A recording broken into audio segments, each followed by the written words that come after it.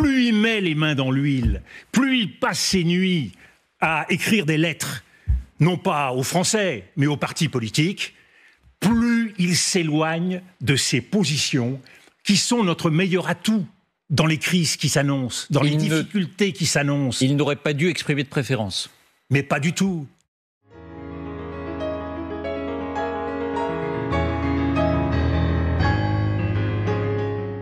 La première responsabilité d'un président de la République, j'ai vécu de très près 2 cohabitations.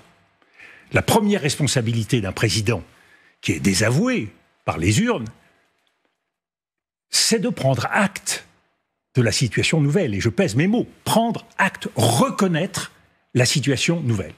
Et c'est pour cela que on répète à longueur d'émissions, le président choisit n'importe quel Premier ministre, il se fait ce qu'il veut. Ce n'est pas tout à fait vrai.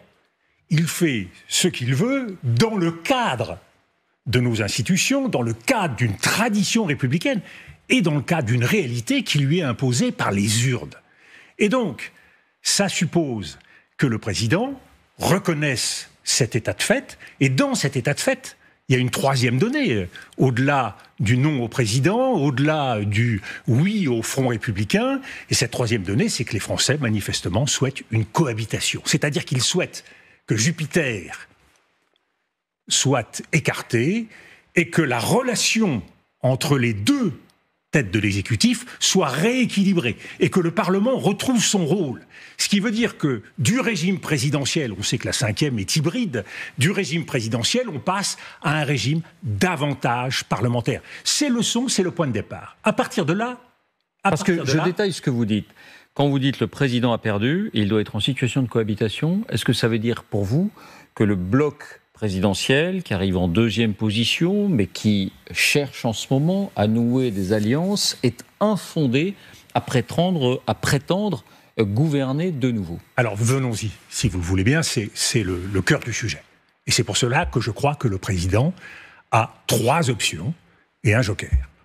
3 options, et il faut prendre les choses dans l'ordre, parce qu'elles se présentent dans un certain ordre, compte tenu de la tradition républicaine, et qu'on ne peut pas mélanger l'entrée, le plat et le dessert, sans créer une gigantesque confusion chez les Français, et à terme, pour le président, comme pour les responsables politiques, une formidable frustration.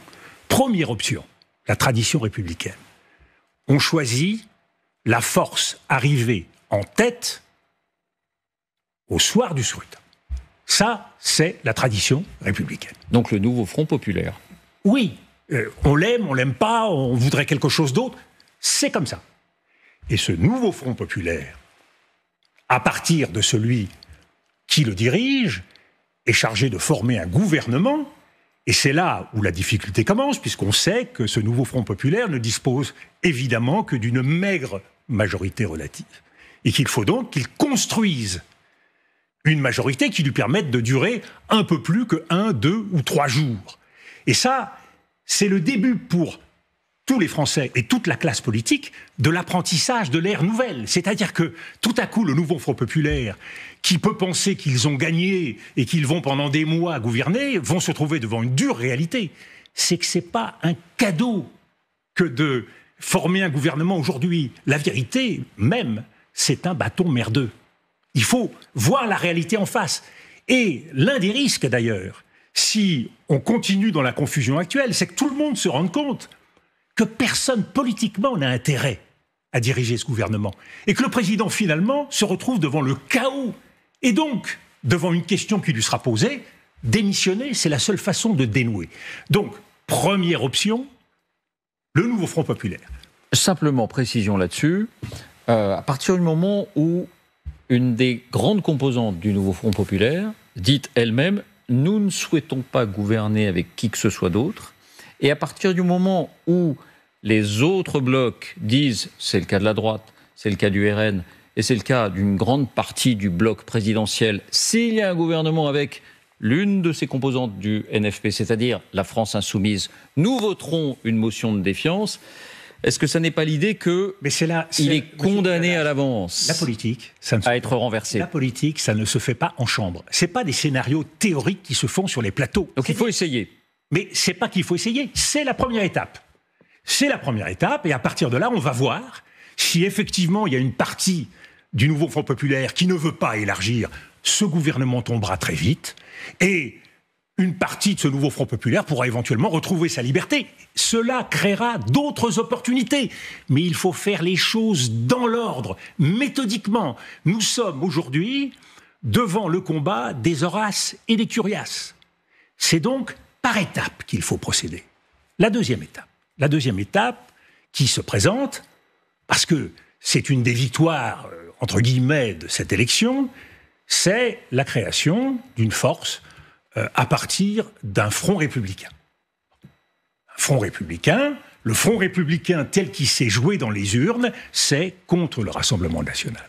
Que les forces qui veulent participer à ce nouveau front républicain, et il n'appartient pas, et ce serait une grande erreur de la part du président, de vouloir choisir tel et tel. La politique, c'est la réalité, c'est pas ce qui me fait plaisir. Justement, nous voulons sortir de cette politique jupitérienne du bon plaisir, et il faut rentrer dans la réalité, pas avec le regard de la morale individuelle, mais avec l'exigence du sursaut collectif. Et donc, nous allons voir si ce Rassemblement républicain, ce front républicain, est capable, lui, d'élargir ses forces et de rassembler davantage. Deuxième étape. Si c'est un échec à nouveau, troisième option.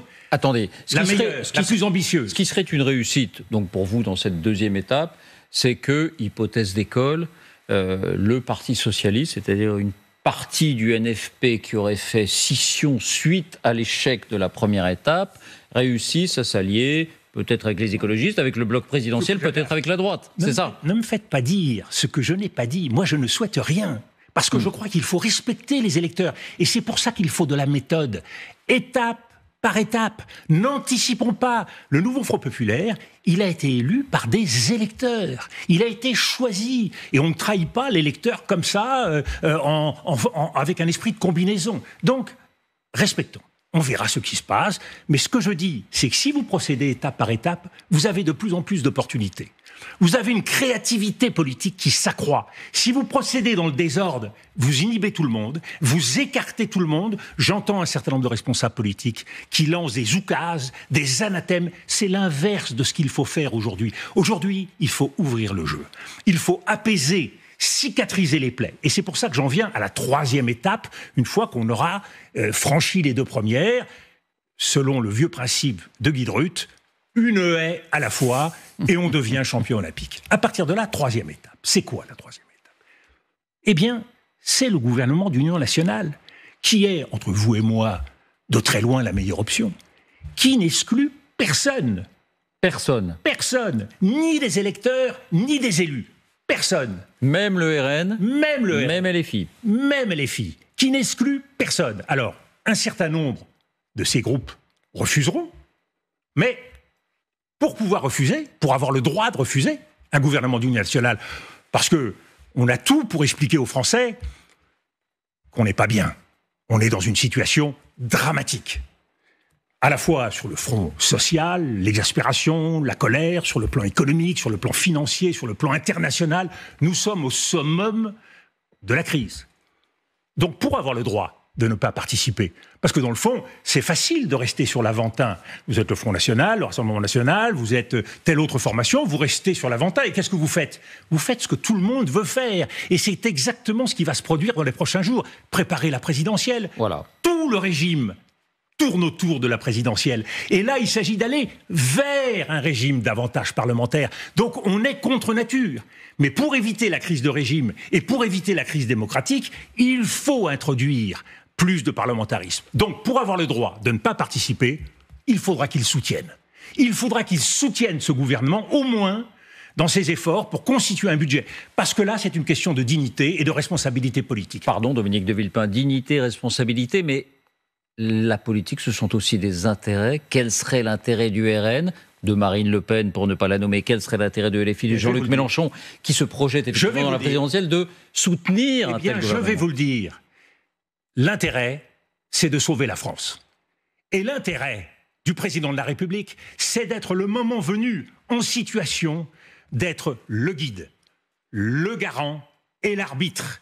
Or, plus il met les mains dans l'huile, plus il passe ses nuits à écrire des lettres, non pas aux Français, mais aux partis politiques, plus ils s'éloignent de ces positions qui sont notre meilleur atout dans les crises qui s'annoncent, dans les difficultés qui s'annoncent. Il n'aurait pas dû exprimer de préférence. Mais pas du tout. Il doit être l'arbitre d'une procédure qui prend en compte les intérêts généraux du pays, la continuité institutionnelle, et qui prenne en compte la tradition républicaine. Le président doit être au-dessus de ce jeu-là. Jupiter est mort. Et Jupiter a été battu dans les urnes. Ça, je pense que c'est le point de départ de tout. Et il faut donc que, à ces choix qui doivent être faits, les uns après les autres, on ajoute un nouvel esprit qui correspond à cette période. Ce nouvel esprit, parce que vous le dites à juste titre, tous les partis veulent retourner à leur petit jeu, préparer les élections, faire en sorte de dominer les autres.